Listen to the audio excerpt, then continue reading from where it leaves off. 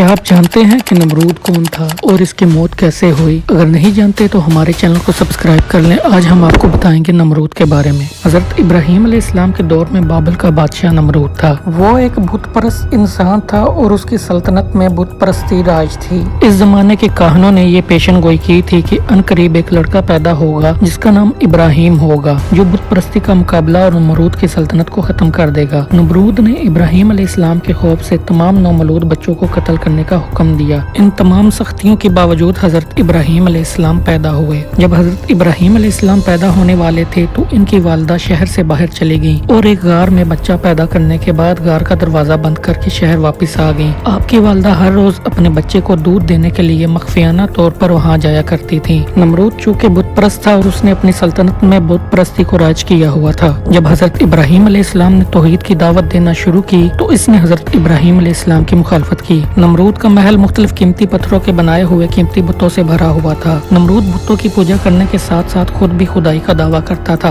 एक दिन जब हजरत इब्राहिम अलैहिस्सलाम ने बुतों को तोड़ दिया तो आपको नमरूद के सामने पेश किया गया। हजरत इब्राहिम अलैहिस्सलाम ने खुदा की वादनीयत को साबित करने की कसद से नमरूद से मुनाजरा किया। हजरत इब्राहिम अलैहिस्सलाम ने कहा, मेरा खुदा लोगों की जिंदगी और मौत का मालिक है। इसके जवाब में नमरूद ने भी कहा, मैं भी जिंदगी और मौत दे सकता हूँ। नमरूद ने अपनी इस बात को साबित करने के लिए 2 कैदी लाने का हुक्म दिया, फिर इनमें से एक को आजाद करने और दूसरे को कत्ल करने का हुक्म दिया। गोया जिसे आजादी दी उसे जिंदगी अता की गई और जिसे कत्ल किया इसे मौत दी गई। इस मौके पर हजरत इब्राहिम अलैहिस्सलाम ने कहा, मेरा खुदा सूरज को मशरिक से निकालता है, अगर तुम भी खुदा हो तो इसे मगरिब से निकाल कर दिखाओ। नमरूद हजरत इब्राहिम अलैहिस्सलाम की इस दरख्वास्त का जवाब न दे सका। नमरूद को जब मुनाजरे में शिकस्त हुई तो उसने हजरत इब्राहिम अलैहिस्सलाम को उनके खुदाओं की बेहुरमती और इन्हें तोड़ने के जुर्म में सजा के तौर पर आग में फेंकने का फैसला किया। नमरूद और बुत परस्तों के इस फैसले का तज़किरा सूरह अंबिया की आयत नंबर 68 में हुआ है। नमरूद ने इस मकसद के लिए खास जगह तैयार करने और लोगों को लकड़ियां जमा करने का हुक्म दिया। तारीखी मसादर के मुताबिक बाबल के मकीनों ने हजरत इब्राहिम को जलाने के लिए एक तुलानी मुद्दत तक लकड़ियां जमा की थी।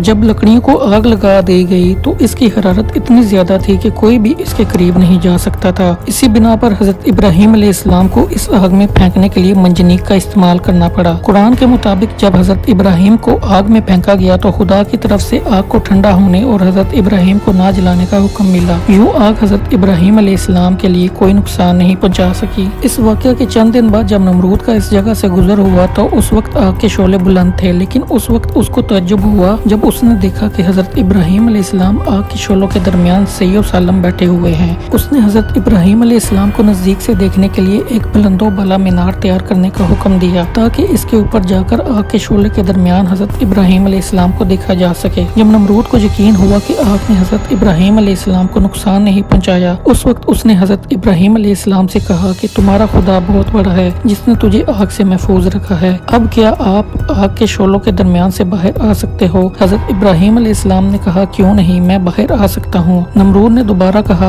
अगर आप आग के अंदर बैठे रहो तो क्या आपको कोई नुकसान नहीं पहुंचेगा? हजरत इब्राहिम अलैहिस्सलाम ने कहा, नहीं। इस पर नमरूद हजरत इब्राहिम अलैहिस्सलाम से बाहर आने की दरख्वास्त की, जिस पर हजरत इब्राहिम अलैहिस्सलाम आग से बाहर आ गए। नमरूद ने जब ये मौजज़ा देखा तो हजरत इब्राहिम अलैहिस्सलाम को आज़ाद कर दिया और खुदा की राह में 4000 गायें पर मुश्तमिल कुर्बानी पेश की। हजरत इब्राहिम अलैहिस्सलाम ने कहा, जब तक रबूबियत के दावे से तौबा करके खुदा पर ईमान नहीं लाओगे तुम्हारी कुर्बानी कबूल नहीं होगी। तारीखी मुसादर में आया है कि नमरूद ने खुदा से मुकाबला करने के लिए एक बुलंदो बाला मीनार बनाने का कहा जो मीनार बाबल के नाम से मशहूर हुआ, जो कुछ मुद्दत बाद खुदा के हुक्म से नाबूद हो गया। आसमानों में खुदा की जुस्तजू से जब नमरूद नाउमीद हुआ तो एक फरिश्ता इंसानी शक्ल में इसके पास आया और इसे यकता परस्ती की नसीहत करते हुए कहा, ए ज़ईफ इंसान, खुदा से डरो और इसकी नाफरमानी से बचो, क्योंकि खुदा की कुदरत और ताकत तुम और तुम्हारी फौज से कहीं ज्यादा है। अगर वो चाहे तो तुझे अपने सबसे ज़ईफ मखलूक के जरिए हलाक कर देगा। इस मौके पर नमरूद ने अपने अलावा किसी और की बादशाही से इनकार करते हुए खुदा से मुकाबला करने का तकाजा किया। फरिश्ते ने इसे अपने लश्कर जमा करने के लिए 3 दिन की मोहलत दी। 3 दिन के बाद खुदा के हुक्म से मच्छरों ने नमरूद के सिपाहियों पर हमला किया, जिसके नतीजे में इसकी सारी फौज फरार हो गई। कुछ मुद्दत बाद वही फरिश्ता दोबारा नमरूद के पास आया और इसे इसके लश्कर की शिकस्त की यादआवरी करते हुए खुदा पर ईमान लाने का कहा और कबूल न करने की सूरत में मौत वाक़या होने की धमकी भी दी। नमरूद ने इस दवा भी कबूल नहीं किया। खुदा ने एक मच्छर को नमरूद पर मुसल्लत किया जो नाक के रास्ते नमरूद के दिमाग में दाखिल हो गया। नमरूद के सर में शदीद दर्द शुरू हो गया और दर्द की शिद्दत यहाँ तक थी कि वो अपने आप अपने सर पर मारने लगता, जिससे मच्छर कुछ लम्हे के लिए आराम से बैठ जाता। यूं इसे भी आराम मिलता। इसके बाद जो भी नमरूद के पास आता, इसके एहतराम में हाथ का बोसा लेने के बजाय